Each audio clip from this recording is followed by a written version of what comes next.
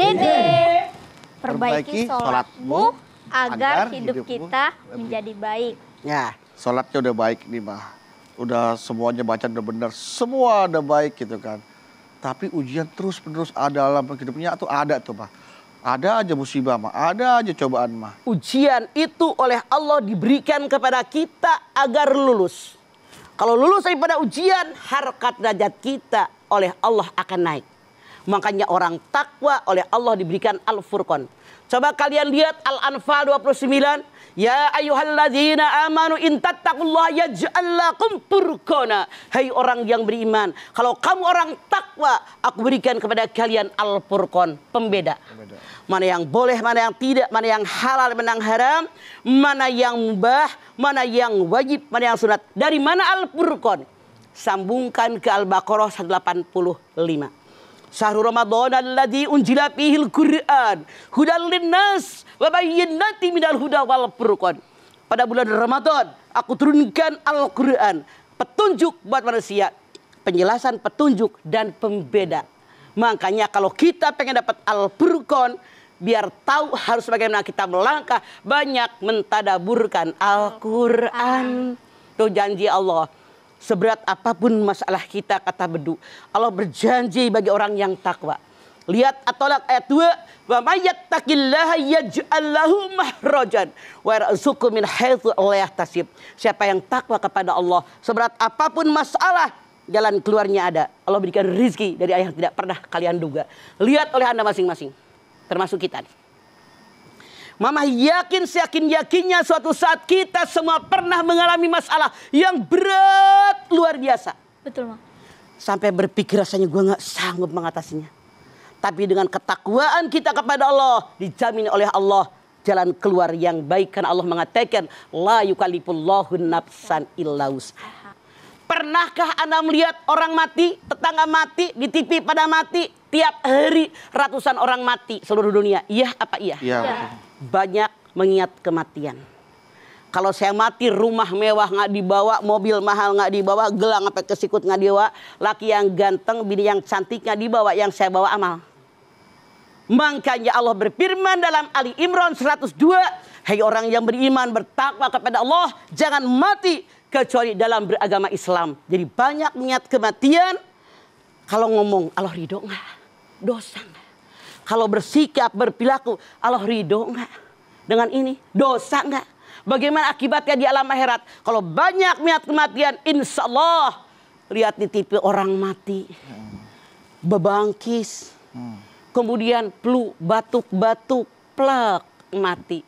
Bagaimana kalau itu saya?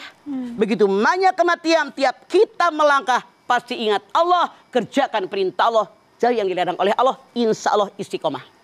Innal ladina qalu rabbunallah summa istaqamu fala khaufun alaihim walahum yahzanun. Al-Ahqaf 13. Orang yang mengatakan saya sudah beriman kepada Allah, istiqomah dengan imannya, kata Allah jangan takut, jangan khawatir, Allah bersama dengan kalian. Itu janji Allah. Kalau Allah berjanji tidak pernah mengelak dari janjinya. Baik, Ma. Nah, Ma, bicara tentang sholat yang bolong-bolong.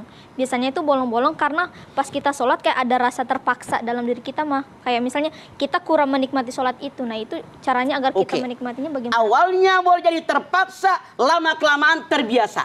Silahkan paksa, lama-lama menjadi kebutuhan. Makanya sholat itu aqimus sholah, bukan amilus sholah. Aqimus sholat, dirikan sholat. Artinya yakin dalam sholat Allah melihat, menilai saya. Di luar sholat pun Allah melihat, menilai saya. Kalau hanya amilus sholat, hanya menggugurkan kewajiban. Sholat dikerjakan, habis sholat emang gue pikirin. Laksanakan, aqimus sholat, yakinkan. Semuanya akan menenangkan hati. Rasulullah kalau punya masalah, Bilal cepat azan.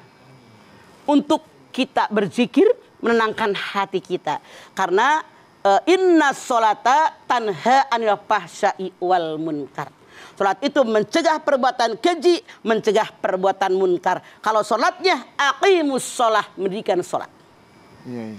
Nah ini mas supaya kita sholatnya pahalanya nggak gugur mah, pulang dari masjid bisa habis sholat terus tiba-tiba ada ngeliat tetangga atau teman kita yang tidak sholat, terus dalam hati suka tercetus terlintas, bukannya sholat main-main. Nah Itu kan jadi merasa kita paling itu mengurangi paling pahala kita. Itu, Mah. Jangan songong, maaf dalam tanda kutip, yang rajin sholat aja belum tentu diterima.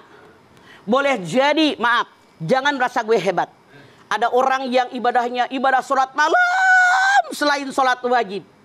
Hebat, luar biasa. Tapi ada orang yang tidak bisa sholat malam. Banyak sedekah. Ada orang yang gak sempat dia sedekah. Di mana-mana dia zikir kepada Allah.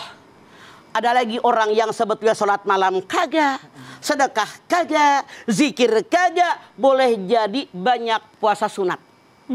Ada lagi orang yang barangkali sholat malam kagak, sedekah kagak, zikir kagak, puasa sunat kagak, tapi banyak nolongin orang. Tetangganya yang aki-aki, yang nini-nini, mungkin sama anak kecil tetangganya ngasih permen, yang nggak seberapa, mungkin orang nyebrang diseberangin. Banyak amal baiknya ya, Mah. Betul. Makanya hidup jangan merasa gue paling hebat. Itu kesombongan, yang sombong adalah saudaranya Setan. Cuma orang itu nggak menunjukkan aja. sama ya. orang. Jadi makanya jangan merasa gue hebat. Banyak orang lain yang lebih hebat dari kita. Boleh jadi banyak orang yang mendoakan, ya Allah mudah-mudahan kampung kita aman, ya Allah. Jauhkan dari corona ya Allah. Amin. Di kampung kita mudah-mudahan sehatkan semua ya Allah. Mudah-mudahan si anu itu diberikan umur panjang dalam taat kepada Allah. Kita kan tidak tahu doa mereka. Betul. Boleh jadi orang yang merasa hebat, paling gaya, paling banyak sedekah, merasa pemimpin yang adil, bisa selamat di akhirat gara-gara doanya orang yang nggak nampak. Makanya apa yang kita banggakan, semua yang kita lakukan karena Allah. Apa yang disombongkan, gue bukan siapa-siapa. Betul, Mah. Iya. Betul, Mah. Begitu. Nah, Mah, salah satu faktor utama diterimanya sholat itu kan khusyuk ya, Mah. Nah, agar kita sholatnya khusyuk gitu gimana? Makanya itu susah Satu. banget, Mah. Mah. Mau udah satu padahal. Sok. Kita akan dengarkan penjelasan Mama setelah ini. Jangan kemana-mana, tetap di rumah. Mama, Dede.